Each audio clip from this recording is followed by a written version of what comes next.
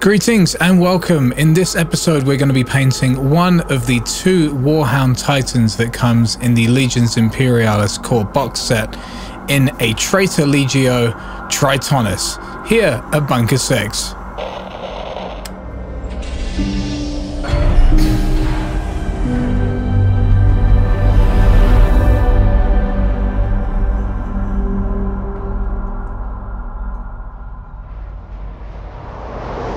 So with this Warhound Titan we're going to be doing my preferred way of assembly, which is sub-assembly. If you're not familiar with the term, what that means is we're just going to partially assemble the model so we can do a few things a little bit easier than if the model was fully assembled. Additionally, we're going to be keeping the body panels separate. As you can see here, I'm pointing at the ones that are involved on the legs, but this applies to the whole of the Warhound Titan. We're going to be keeping these separate due to overspray when using an airbrush. Now this is optional, but I invested in some BATTLEBLING Warhound Titan arm magnetized adapters. Now it doesn't come with magnets, but you'll need to get your own, but they do list on the website what kind you will need. They are 3mm by 1mm. Here you can see I've created a master magnet, so I always have the right polarity and I don't get confused. And I can drop magnets onto them like so, and know that I've got a bunch in the correct orientation straight off the bat. Here are the BATTLEBLING Warhound adapters. We're just going to drop a little bit of glue in there and then drop the magnet on top. So the way the master magnet pile works is anything that's facing upwards like so would theoretically go up into something or be the bottom face of something. The orientation always is in an upwards trajectory. That keeps things pretty simple for me. You can also use a little piece of plastic or masking tape to separate the magnet you're about to use just so it's easier to pull off the pile. I do recommend putting 2 magnets in the bottom of each weapon because they're quite deep. And if you're going to just use one magnet, I find inside the weapon it doesn't hold particularly strong to the magnetized arm joint. Better to use 2. I didn't show actually magnetizing one of the original parts, but I've heard from other people who've done it, you just drill holes in and then put the magnets in accordingly. Here's how I chose to sub-assemble the model. You can see all the different parts that I wanted to keep separate from each other before I move forward in the painting process. You can pick and choose if you want to do these the same way. I find it very useful, it just gives you more control. Now let's get started with the painting. Now with any paint job you always want to start with priming. I'm priming in black. I recommend priming in black for this particular paint job that we're doing. Now if I can, I generally prefer making sure I get my light colours through the airbrush first before I move on to the dark colours, just in case you run the risk of a little piece of that dark paint left in the airbrush cutting through when you're trying to do one of those light colours and then giving you a mistake that you have to fix. I'm getting my reference directly from the Traitor Legio Adapters Titanicus book. There's 2 reference images. I'm going with the greenier blue rather than the bluey blue. Now we're just going to be adding some shading here with Rhinox hide just to give the base coat a bit more flavor, a bit more dynamism. So once we add a wash over the top and the lighter tone, there's a bit more contrast happening over the body panels. Then I did the brighter contrast in the other areas. I'm trying my best to cover the yellowy base coat that's underneath. The reason why we went with that yellowy base coat is because it's a good mid-tone for the brown and the cream, I find. Once I'd finished with all the lighter body panels, I turned my attention back to the mechanical parts of the Warhound and started doing a base coat of metallic silver. And the reason why I didn't just jump straight over to the bluey green color is because the metallic silver is actually the base coat for that bluey green. I looked at the pictures in the reference images and I really found that there was like a metallic silver cutting through anyway. So I made a transparent bluey green with just a simple Games Workshop wash. And on the whole, I think it's pretty close to the source material.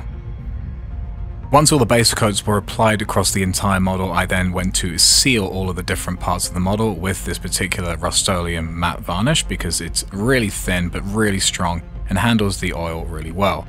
Now we need to move on to the shin stripes, just to give the model a little bit more visual interest. Now, obviously this can be done a multitude of ways, but I'm choosing to do it this way with a square or a right angle tool and creating some 45-degree angle cuts and then applying them to the shin pads accordingly. This is Tamiya tape in case you're wondering.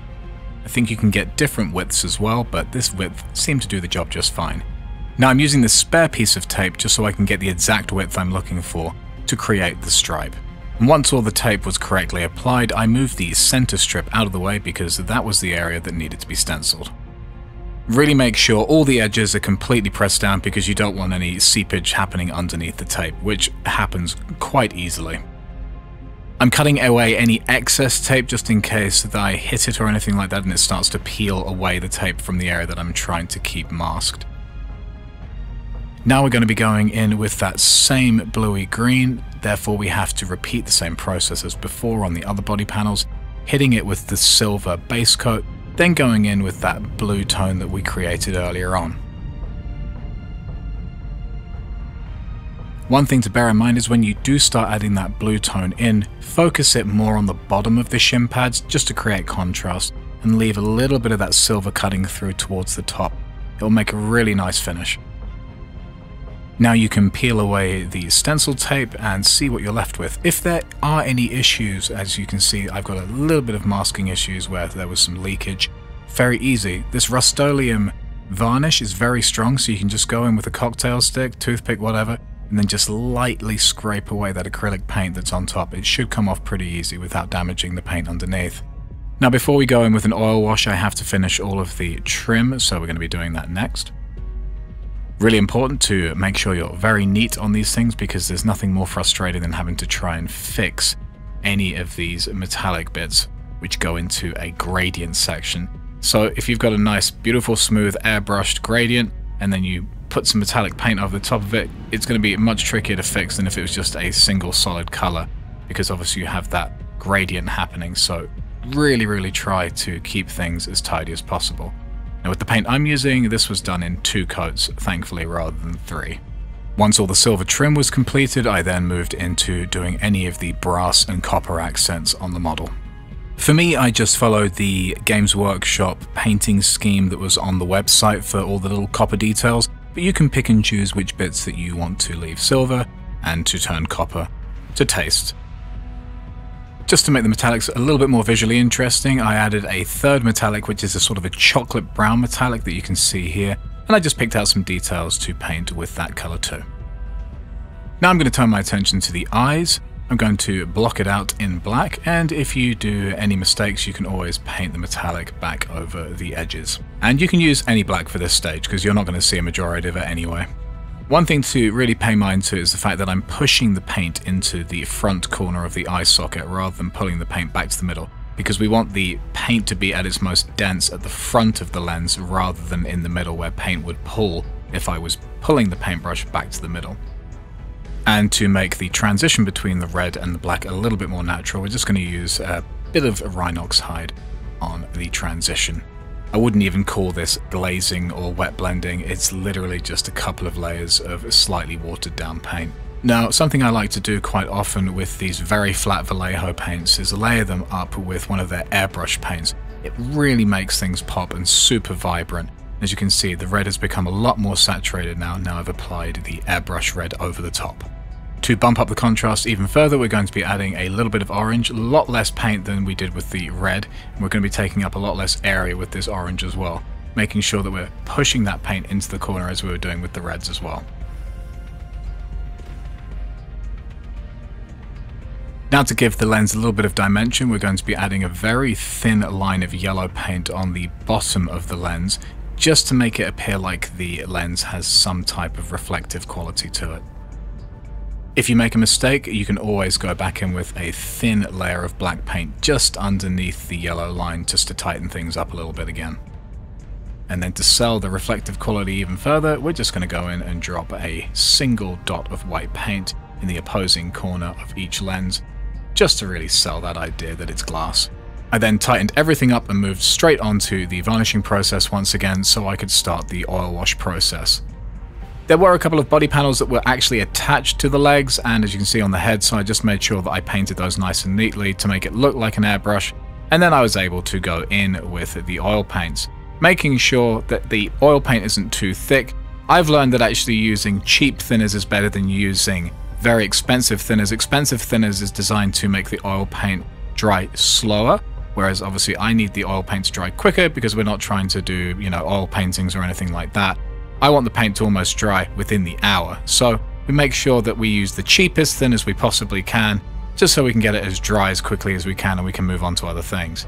The Winsor Newton Sansador thinners apparently is fantastic, but I have just not had a use case where it's really justified the asking price for it. I have basically a full bottle sitting on my shelf, and I'm happy to just use my Hobby Lobby $8.99 version instead. Does the job just fine. Now, I like to let the paint dry naturally for a few hours before I go in with a hairdryer. If you go straight in with a hairdryer, obviously the oil paint's going to fly all over the place and not sit where you want it to. So just let it sit naturally, and then you can finish off drying process with the hairdryer at the very end. So one thing I will also say is you want to make sure that you are placing the parts in the direction you want the oil paint to settle. I have some alligator clips on stands that I use for airbrushing, and I just make sure the model's being held in this position that I want it to be held in for those few hours so the paint can start to slip and fall into all the different areas where I want it to stay, rather than just having it sitting on a face that it shouldn't be sitting on, and then the paint is looking very unnatural in the direction it drained and dried in. I used thicker bits of oil paint that I hadn't fully mixed in the thinners as well, just for areas where I wanted the paint to be much more present rather than sort of look like a pin wash. I then cleaned up some of the oil wash with paintbrushes and thinners once it was dry. As you can see here, I've created some streaks, and now I'm going in with a matte varnish to seal everything in place. Now we're just going to do some very simple weathering where we just add a little bit of oil paint and then scrape it down with a clean brush just to give the impression of rust falling off some of the areas which have been chipped and pockmarked through many a battle.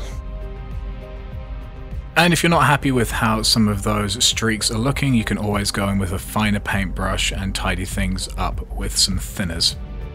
Now, you might be wondering why I'm using super glue here. Well, it's because the model has been painted. I normally only use plastic glue when I'm assembling an unpainted model. Once the model has been painted, plastic glue kind of scares me because it can bubble the paint and kind of get everywhere very quickly. Whereas with this gel-based super glue that I use, I have a lot more control and it's still going to stick things together just fine. Any areas where I have brushed off the matte varnish with my hands, I can easily go back in and respray, no problems, it's going to look just the same. The one good thing with the oil splotchy streaking technique is you can go in with a hairdryer immediately with that stuff because it's not going to be pushed anywhere else. Do use your hairdryer on a cold to medium warm setting, because if you use a very hot setting, you're actually going to make the oil not really set, it's just going to keep it kind of wet. So once that's in and done, you can then move straight in with a matte varnish just to seal it and protect it and stop your fingers from making a mess of it, and then go back in with additional varnish if you need to. But the good thing is, the turnaround on that is very quick. It's kind of good as well because by the time you get to the weathering stage, you're probably getting a little bit impatient and just want the model to get finished. So at least with that stage, you can get things moving pretty quickly. Once everything was set and sub-assembled up to a point where I was comfortable to move on, I then started highlighting all of the metal trim. Now, I didn't add the shoulder doors in until this late stage because I didn't see the instructions for them and I completely missed it until this point when I was comparing it to pictures online, so be careful of that. And if there are instructions, I didn't see them. Once I was happy with that, I then moved on to doing some additional highlighting around the silver trim of the entirety of the Warhound.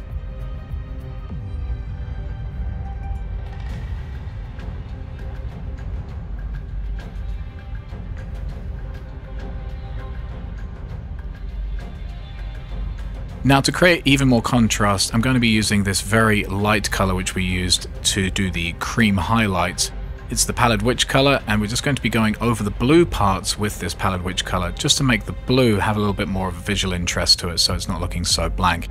Obviously, we already have the brown wash over the top, but just adding these lighter colors just makes things look a little bit more visually interesting as well. Once the lighter toned weathering was finished, I moved into highlighting the copper and brass parts of the Warhound.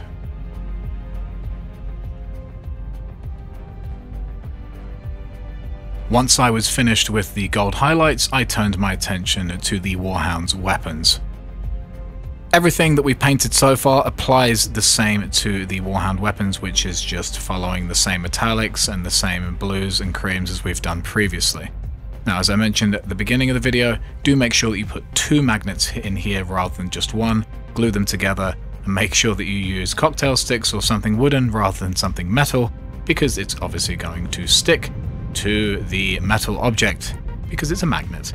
Here I've stuffed the missile pod with epoxy, and shoved a magnet onto both sides, and as you can see, it's working beautifully. There you go, you can see how strong the 2 magnets hold up in the arm socket, much better than 1, trust me. Another great way of selling these models, of course, is with transfers, decals, whatever, and I'm going to be using some lovely scumbag custom ones, as you can see here, which are specifically for Tritonis. Now you can reach out to Scumbag Customs and I'm sure they'll be able to put some stuff together for you that'll be great for whatever project you're working on. These turned out absolutely brilliant. They are not thick. I find sometimes that transfers can be a little bit thick. These work just as nicely as the Games Workshop transfers. In some cases they are even better. I've loved the results on these, very flat and very easy to work with. I'm just using distilled water here, and I'm leaving the transfers to sit basically until they want to slide off of the backing paper. As you can see, I've just added the transfer on. It's very simple, and then to really sell the authenticity of the transfer, I've just added some of this micro sol solution, which just gives it more of a painterly finish, and I think slightly melts the transfer so it really sits almost like it's baked onto the surface of the model. It's really nice, and once we've added the ultra matte varnish, you won't even know that it's a transfer. You can barely even see the seam. Another little trick you can try and do if you want is you can actually slather the transfer in gloss varnish around the edges, just so you don't really see that edge, and then you cover it with matte varnish, and sometimes that can basically trick the eye into thinking there's no edge to the transfer at all. Additionally, you can add some mark fit solution, which is something that prepares the surface of the model for these transfers, and you can also just add water, or you can add a little bit of varnish for the transfer to sit onto. It's really your call. Every paint job's slightly different, but you can see the results here.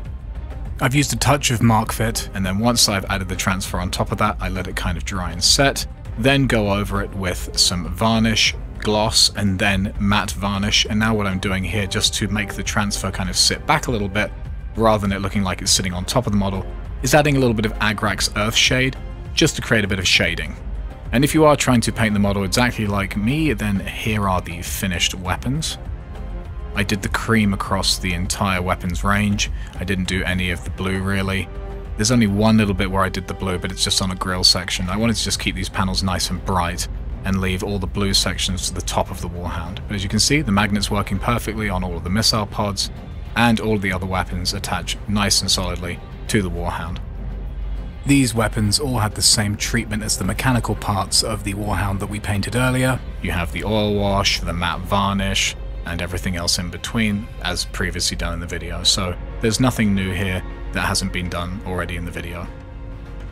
The only slight difference is I left a bit more of the oil wash on the body panels, just because I think the arms would be a lot more dirty because of just their general wear and tear in the battlefield, and they're quite exposed.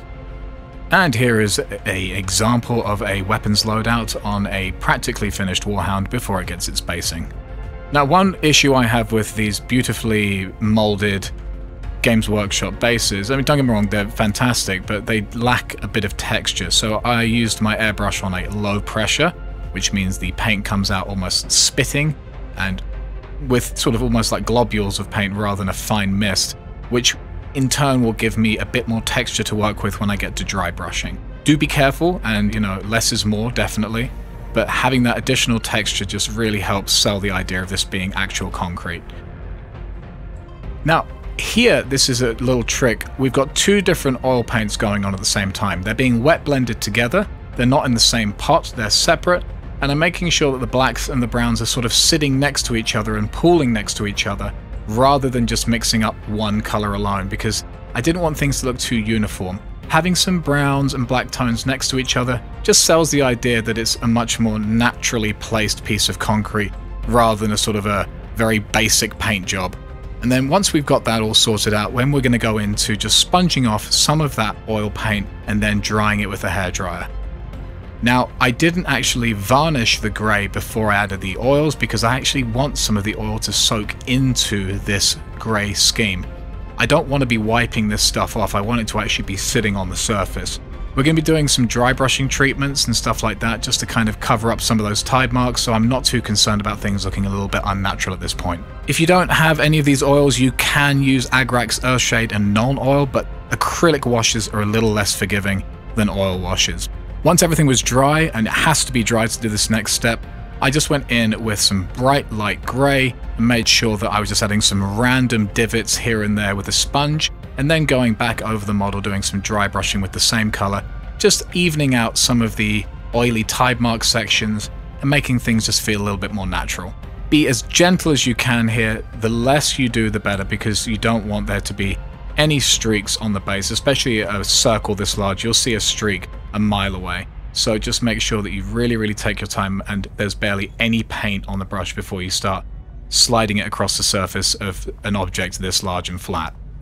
The only places where I'm adding a bit more pressure with the brush is on those raised broken bits of concrete and on the edges of the concrete slabs, because that's where I want some of the highlights to really stand out. Don't get me wrong, I am scraping the entire surface with the highlight brush, but it's really being pressed a lot harder on those edges, as you can see. Now I'm adding some black pigment just to imply that there's been some explosive shots happening on this concrete, and, you know, bullet holes and things like that that would be present in a war zone. And then I'm going to seal all of these up with some matte varnish. You've got to be very light with the airbrush, especially with pigments, because otherwise you could just blow all the pigment away. Really take your time on that step. Dry it all off with a hairdryer, and then we'll move on to the next stage. One final thing that we're going to be doing is adding a contrast pigment. What I mean by that is contrast in color, not contrast Games Workshop paint. Adding a color that is not gray, white, or black, and adding something that's got a bit of saturation to it, I think really helps make these kind of bases pop. If you can add an alternative color like a cream or a sand color like this, I think it just takes the base to the next level. It's nothing crazy, obviously it's just a teeny bit of pigment, but as you can see, now the base is a touch warmer and it's got a little bit more dimension to it because you've added this warmer tone. And contextually it would make sense that there would be sand, build-up debris, maybe there's sand and dirt underneath the cracked concrete. It still does make sense to have a tone like this, so choose something wisely, and if you can, add it in. Alternative colors that would work are something like a mossy green, or a red color to signify blood, or a dark orangey brown wash to signify rust, or you could do sort of a blue that represents like oil or something like that. But as you can see, this is as far as I was willing to take it. And the base has been painted, and now it's a case of just adding the Warhound to said base. Dampen the underside of the feet with some water and a sponge, then drop it onto the base to give you an idea of where the feet would land. Then with those damp markings on the base, skewer with a scalpel, and then you can scrape away all the paint from the bottom of the feet. So when you do add glue, there's a little bit extra adhesion, which you wouldn't have if you just were gluing directly onto painted surfaces. Scrape away any excess super glue with a cocktail stick, and then add some dry varnish over the top just to make that glue sit back again. And there we go, we have a finished Warhound.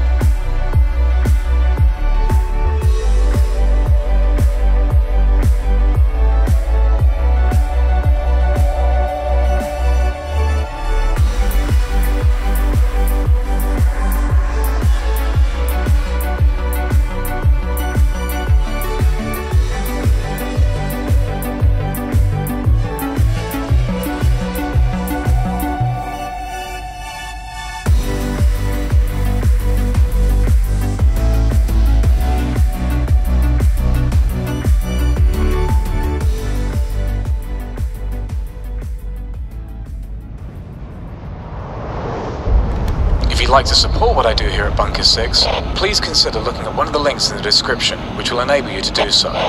Thank you so much for watching, and until next time, I'm Vincent signing off from here at Bunker 6.